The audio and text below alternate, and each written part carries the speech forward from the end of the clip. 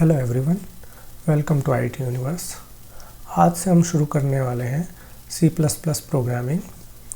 इस प्रोग्रामिंग के कोर्स में हम लोग कोशिश करेंगे कि छोटे से छोटे सी प्लस प्लस के कॉन्सेप्ट को हम अच्छे से एक्सप्लेन कर पाएँ और जो भी लोग, चाहे वो प्रोग्रामिंग से फील्ड से हों, आईटी के फील्ड से हों या नॉन आईटी के फील्ड से हों, वो इन कॉन्सेप्टों को बारीकी से सीख पाएँ। तो आज से हम शुरू करेंगे पहली class introduction to C plus plus. इस क्लास में हम सी प्लस प्लस की कुछ खासियत, कुछ बारीकियों को जानने की कोशिश करेंगे कि सी प्लस प्लस में क्या क्या खासियत हैं। तो आइए, सबसे पहले सी प्लस प्लस के इन्वेंटर हैं ब्योर्न स्ट्रोस्ट्रप। ये एक डेनिश रिसर्चर हैं और इन्होंने सी प्लस प्लस को डेवलप किया है बेल लैब्स में। बेल लैब्स में ही सी भी डेवलप हुई है। और ब्योर्न स्ट्रोस्ट्रप जो इनके इन्वेंटर हैं वो बोलते हैं कि C plus plus is a better C. C plus plus की कुछ खासियत हैं, जैसे कि ये ऑब्जेक्ट ओरिएंटेड लैंग्वेज है, एक जेनरिक प्रोग्रामिंग लैंग्वेज है, साथ ही साथ ये एक मिड लेवल प्रोग्रामिंग लैंग्वेज है जो कि सपोर्ट करती है पॉइंटर्स को और डायरेक्ट मेमोरी एक्सेस को, और साथ ही ये एक कंपाइल्ड लैंग्वेज भी है। तो आगे हम ये जानना चाहेंगे, सबसे पहले हमारा क्वेश्चन बहुत लोगों का रहता है कि सी प्लस प्लस सीखने के लिए क्या सी की ज़रूरत है या फिर बिना सी सीखे भी सी प्लस प्लस सीखा जा सकता है। तो दोस्तों, सी प्लस प्लस आप डायरेक्ट भी सीख सकते हैं या सी सीखने के बाद भी सीख सकते हैं। ऐसी कोई रिक्वायरमेंट नहीं है कि आपको सी सीखनी ही पड़ेगी सी प्लस प्लस के लिए, ठीक है। अब हम कुछ ऐसे टर्म्स हैं जो कि हम बार बार अपने लेक्चर्स में, आने वाली वीडियोस में सुनेंगे। तो ऐसे कुछ टर्म्स हैं। पहला है डाटा। तो data is the variable hold by a variable, like in mathematics we assign the value of 5 to x. So here x is a variable and 5 is a data. तो हमारा डेटा जो है, valuable चीज़ जो है वो ये है, तो इसे हम बोलेंगे डेटा और इसे हम बोलेंगे वेरिएबल। तो नेक्स्ट है फंक्शन या मेथड।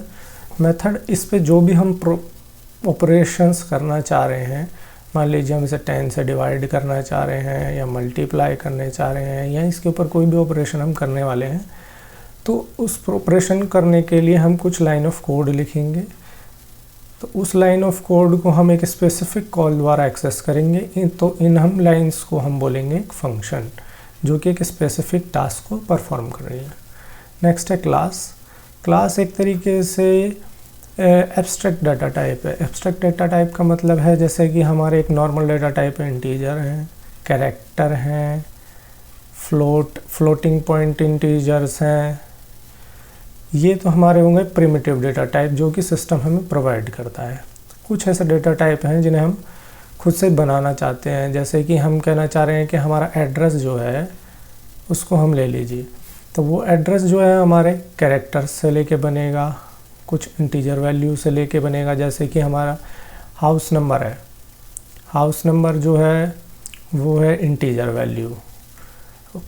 साथ ही साथ हमारे एड्रेस में हो सकती है स्ट्रीट नंबर, वो भी इंटीजर वैल्यू हो सकती है। नेक्स्ट है हमारा जो भी है लोकेलिटी जो है, ये हमारी कैरेक्टर्स हो सकती हैं या लाइन ऑफ कैरेक्टर्स हो सकती हैं। नेक्स्ट है हमारा पिन कोड, हमारी कंट्री, हमारी सिटी। तो इस तरीके से जो हम इन सभी को अगर एक ही यूनिट में बाइंड करेंगे तो हम बोलेंगे कि ये क्लास है। नेक्स्ट है object. Object is the replica of class but to perform some specific task, like जैसे हमारी क्लास है तो हम क्लास को सिर्फ बना रहे हैं या अभी उससे कोई काम नहीं करा रहे। जब भी हम उसको कोई काम कराना होगा तो हम उसका एक ऑब्जेक्ट क्रिएट करेंगे, तो हम उस ऑब्जेक्ट के अगेंस्ट हमें एक मेमोरी एलोकेट हो जाएगी। पर क्लास में हमारा ऐसा कुछ नहीं होता। क्लास एक टाइप से एक उसका परफॉर्मा है, उसके अंदर कुछ नहीं है, कोई डेटा नहीं है, लेकिन वो एक सिर्फ परफॉर्मा है, ठीक है। तो आगे हम चलते हैं। हाँ, हमारी जितनी भी मेजर कंप्यूटर लैंग्वेजेस हैं उनको क्लासिफाई किया जाता है फॉर ईज़, अलग अलग टाइप के कामों के हिसाब से। तो पहला है कोड कन्वर्जन। कोड कन्वर्जन मतलब वो किसी भी जो भी हम सोर्स कोड से मशीन लेवल कोड में वो किस तरह से ट्रांसलेट होती हैं। तो दो हमारे पास मेन चीज़ें हैं आज की डेट में। पहला है इंटरप्रेटर या तो हमारे सोर्स कोड को मशीन कोड में कन्वर्ट करता है या कंपाइलर करता है। नेक्स्ट है क्लोजनेस टू हार्डवेयर और एब्स्ट्रैक्शन। तो एब्स्ट्रैक्शन के बारे में अभी हम पढ़ेंगे। अगर एब्स्ट्रैक्शन ज़्यादा है तो हम उसे बोलेंगे हाई लेवल लैंग्वेज है। एब्स्ट्रैक्शन अगर लो है तो हम बोलेंगे लो लेवल लैंग्वेज है। अगर कहीं बीच में है एब्स्ट्रैक्शन तो उसे हम बोलेंगे मिड लेवल लैंग्वेज। इस एब्स्ट्रैक्शन के बारे में हम आने वाली स्लाइड्स में पढ़ेंगे। नेक्स्ट है कोड एग्जीक्यूशन, कि वो कोड को किस प्रकार से एग्जीक्यूट करती है। लाइक अगर वो प्रोसीजरली एक लाइन के बाद पढ़ती है तो हम उसे बोलते हैं प्रोसीजर। और अगर हमारा ऑब्जेक्ट क्रिएट करने के बाद वो कभी यहाँ से कोड एग्जीक्यूट हो रहा है, कभी ये कोड एग्जीक्यूट हो रहा है, कभी इसके बाद ये हो रहा है, इसके बाद ये हो रहा है, इस तरह से अगर एग्जीक्यूट हो रहा है तो हम उसे बोलते हैं ऑब्जेक्ट ओरिएंटेड लैंग्वेज। और इसमें ऑब्जेक्ट भी हम लोग क्रिएट करते हैं। ये रियल लाइफ के काफ़ी क्लोज होते हैं। हाँ, तो नेक्स्ट है हमारा कोड कन्वर्जन के बेसिस पे हमारे इंटरप्रेटर है और कंपाइलर है। तो हमारा जो इंटरप्रेटर है वो लाइन बाय लाइन हमारे कोड अगर लिखा हुआ है 1 2 3 तो वो वाले 1 को पढ़ेगा, फिर 2 को, फिर 3 को, ठीक है। पर अगर लाइन नंबर 1 में एरर आ जाती है तो वहीं पे कोड को रोक देता है। पर अगर लाइन 1 सक्सेसफुल होती है तो लाइन 2 पे पहुंच जाता है। और लाइन 2 में पहुंचने के बाद अगर उसे वहाँ एरर मिलती है तो वहीं का वहीं स्टॉप हो जाता है, वो लाइन 3 को नहीं पढ़ता है। लेकिन कंपाइलर के केस में ऐसा कुछ नहीं होता, वो तीनों लाइनों को एक साथ पढ़ता है और इन तीनों लाइनों की एरर को एक ही बार में बता देता है, ठीक है। तो इंटरप्रेटर वही फ्यूचर एरर को डिटेक्ट नहीं करता है, लेकिन ये हमारा कंपाइलर कर लेता है। तो हमारा इंटरप्रेटर जो है वो स्लो है, क्योंकि वो लाइन को पढ़ता है, उसे मशीन कोड में कन्वर्ट करता है, फिर एग्जीक्यूट करता है। लेकिन ये जो हमारा कंपाइलर है एक ही बार में रीड करता है और एक बार में कन्वर्ट करके उसे एग्जीक्यूट कर देता है। और ख़ास बात यह है कि हमारे इंटरप्रेटर में कोई ऑब्जेक्ट कोड इंटरमीडिएट लेवल का कोड जनरेट नहीं होता है, लेकिन कंपाइलर में हमारा ऑब्जेक्ट कोड जनरेट होता है। नेक्स्ट है प्रोसीजरल प्रोग्रामिंग।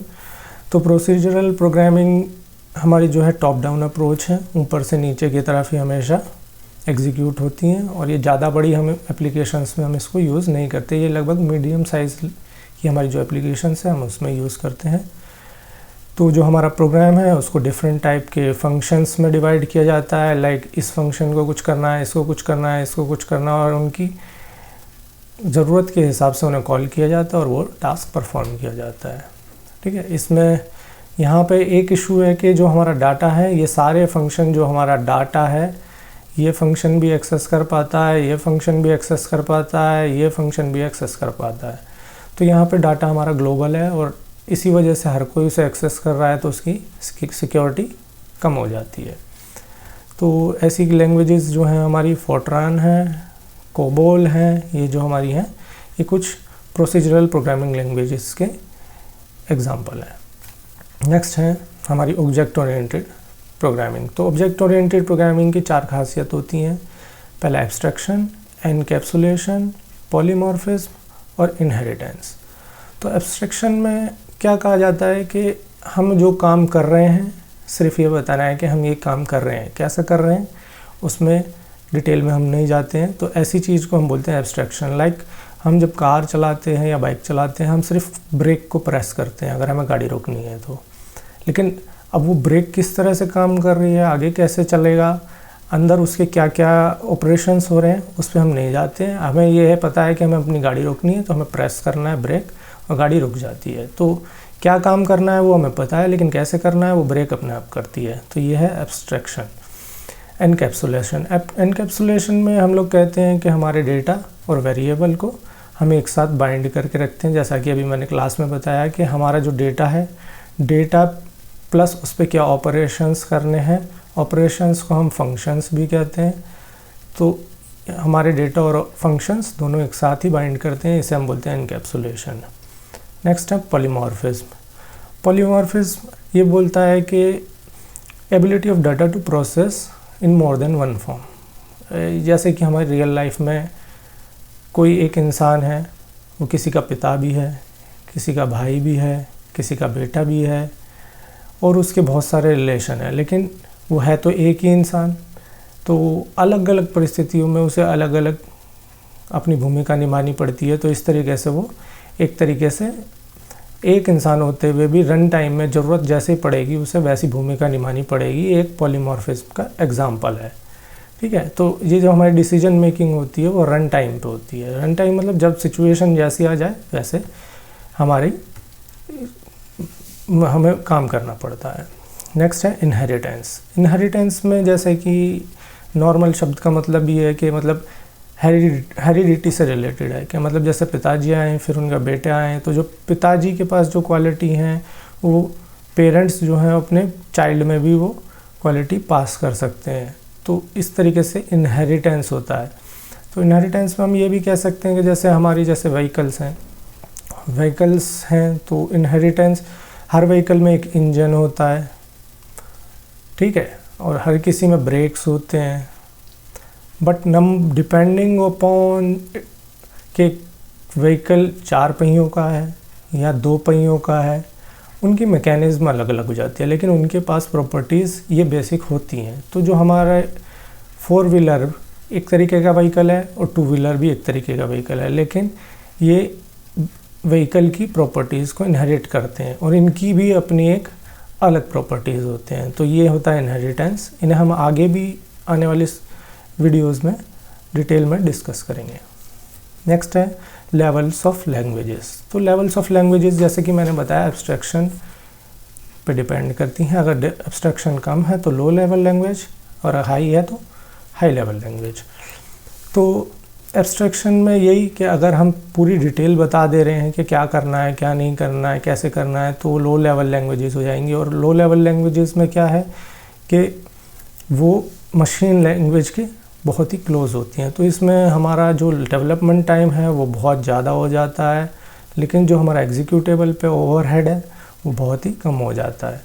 तो इसीलिए ये बहुत फास्ट हो जाती हैं। बट हाई लेवल लैंग्वेज में हम अपनी लैंग्वेज की क्लोजनेस ज़्यादा होती है। इसमें हम इंग्लिश लाइक लैंग्वेजेस हैं, ठीक है। तो इनमें शॉर्टर डेवलपमेंट टाइम हो जाता है, लेकिन ये क्या करती हैं, स्लोअर एग्जीक्यूटेबल। ये फाइल्स थोड़ी स्लो होती हैं क्योंकि इनको कन्वर्ट करने में कुछ ओवरहेड लगता है। तो उस ओवरहेड की वजह से इनकी एग्जीक्यूटेबल फाइल जो है थोड़ी स्लो हो जाती हैं। तो इसमें हम यूज़ करते हैं कंपाइलर, असेंबलर या इंटरप्रेटर का।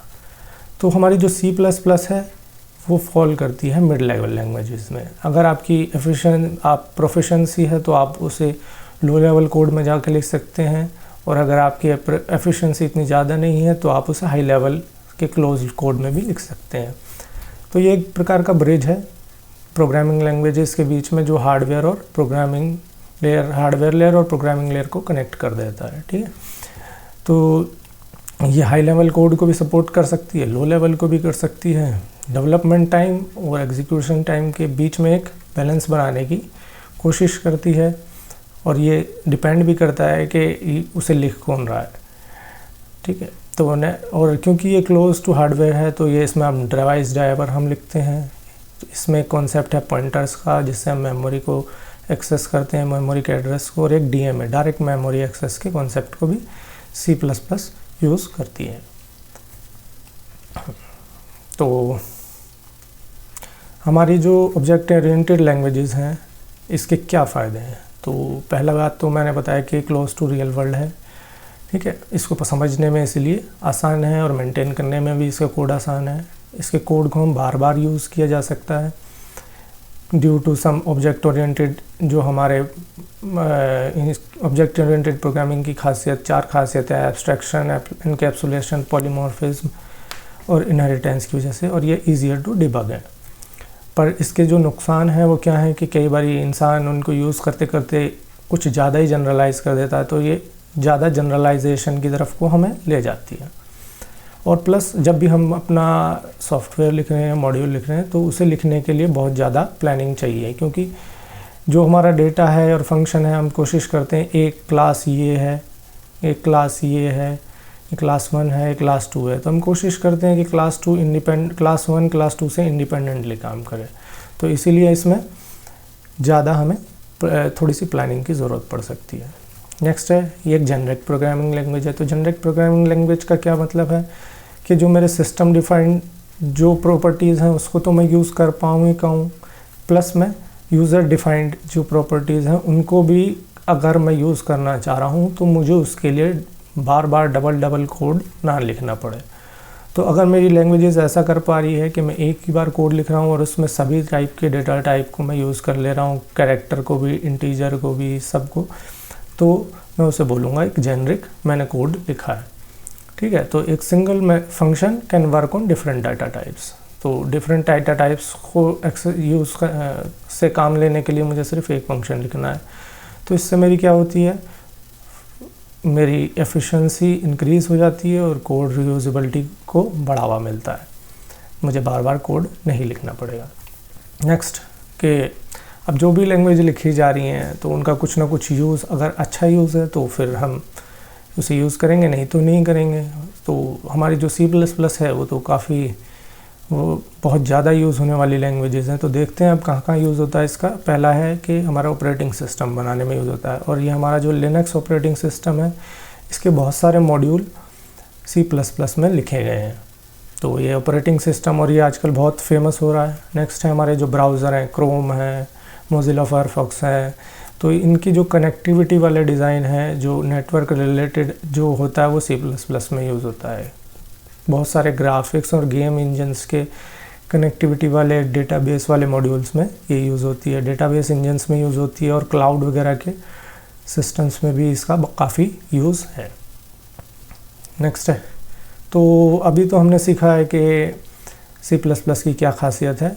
तो हमारी नेक्स्ट वीडियो में हम सीखेंगे कि C++ के कंपाइलर को किस तरह से हम अपने सिस्टम के अंदर इंस्टॉल करें और किस तरह से उसे डिफरेंट ऑपरेटिंग सिस्टम्स में हम उसे किसी तरह से चला पाएंगे।